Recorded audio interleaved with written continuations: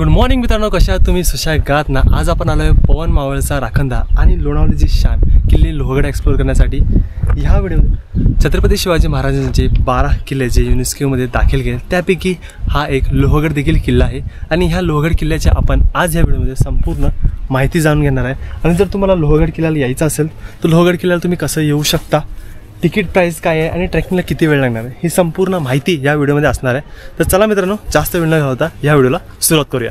मित्रांनो चला मग आता आपण एंट्री करूया लोहगड किल्ल्याच्या आत. जर मित्रांनो तुम्ही लोहगड किल्ल्यावर येत असाल तर ज्या पायरी मार्ग आहे ते बघून ना मला राजमाची किल्ल्याच्या आठवण येते.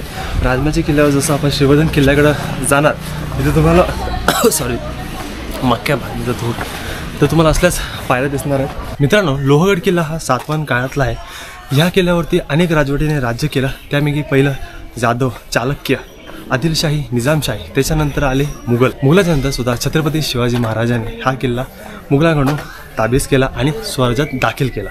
तर मित्रांनो आता आपण पोहोचणार आहे किल्ल्याच्या महादरवाजाजवळ. तो आहे महादरवाजा, पण त्याच्या आधी इथे एक छोटासा पॅसेज आहे, इथे चालूया. शिपाई इथे एक चोरट होती ती तुम्हाला दाखवण्याचा प्रयत्न करतो. पावसा करण्यात थोडंसं रिस्की असणार पण बघूया, जर जायला जमलं तर आपण नक्की जाऊया. मित्रांनो इथे तुम्ही बघू शकता शिवकालीन शौचालय आहे. जसं तुम्ही आतमध्ये जाणार इथे एक शिवकालीन शौचालय आहे, पण आतमध्ये खूप चिकळ आहे त्या कारणाने आतमध्ये जाऊ शकत नाही. हा एक पहिला आहे जो ऐतिहासिक आहे आणि हा दुसरा बघू शकता छोटासा आहे.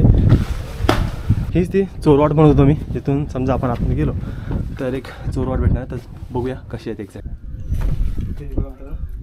हीच ती चोरवाट आहे, पण सध्या बंद आहे. तुम्ही कंडिशन बघू शकता, खूप दिवस झाले ना. आतमध्ये बकेट वगैरे टाकलेलं आहे. तुम्हाला जरा क्लोजअपने दाखवतो कसं एक्झॅक्ट. अशी ही चोरवाट आहे, आतमध्ये जाऊ शकत नाही कारण पाणी देखील साठलेलं आहे. तो थोडं रिस्की आहे.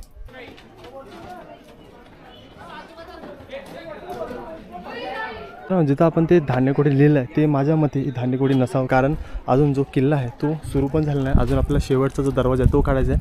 त्याच्या आधी इथे धान्यकोटी ठेवणं म्हणजे रिस्क आहे. समजा शत्रू इथपर्यंत आले तर इझिली जे धान्यकोटी आहे ते उद्ध्वस्त करू शकतात. तर माझ्या मते जे त्यांनी ते लिहिलेलं आहे ते चुकीचं आहे. मित्रांनो आता आपण पोहोचलेलो आहे हनुमान दरवाजाजवळ आणि त्याची जी रचना आहे ती बघू शकता, गायमुख रचना आहे. तर समोरच तुम्ही बघू शकता हा आहे हनुमान दरवाजा. हनुमान दरवाजा कसा बघू शकता, समोर तुम्हाला मारुतीराची मूर्ती दिसेल, त्या कारणाला हनुमान दरवाजा असं म्हणू शकता. पण इथे महादरवाजा लिहिला आहे.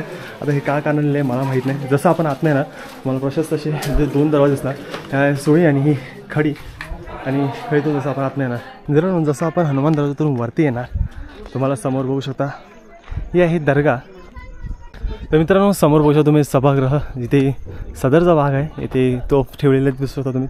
रणगाड्यावरती ते मस्त 3 तोफा ठेवल्या आहेत आणि समोरचं आपल्याला बघा चिंगमंगे आपले 2-3 डॉन आहेत.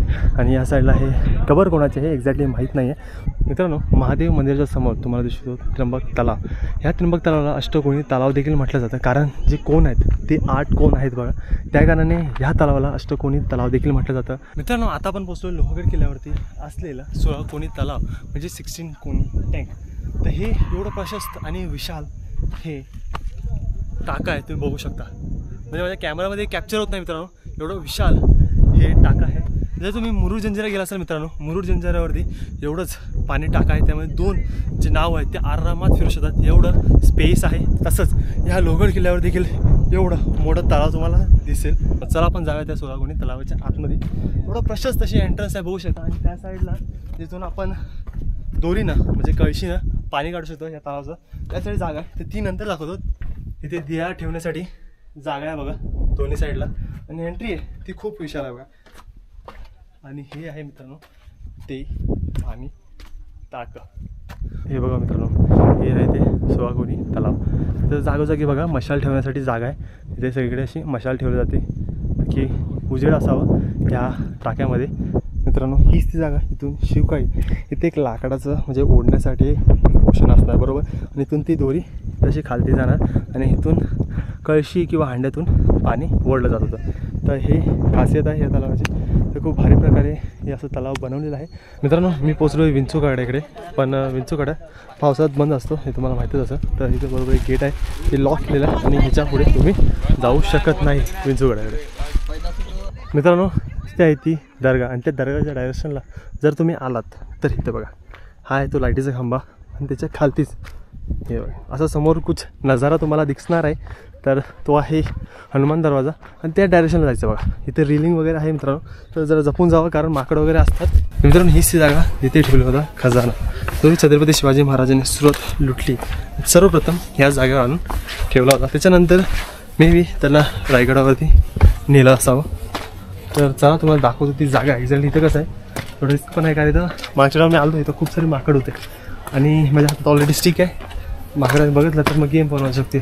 तर चला बघू एक्झॅक्टली कशी आहे ती लक्ष्मीकोठी. मित्रांनो हीच ती जागा जिथे सुरत लुटल्यानंतर जो खजाना महाराजांना मिळाला तो ह्याच जागेवरती ठेवला गेला. तर ही जागा बघू शकतो कशी आहे. आरामात 7-8 फीट एवढी ही उंची आहे आणि इथं समोर बघू शकता तुम्ही एक बेंच आहे तिथं बसू शकता.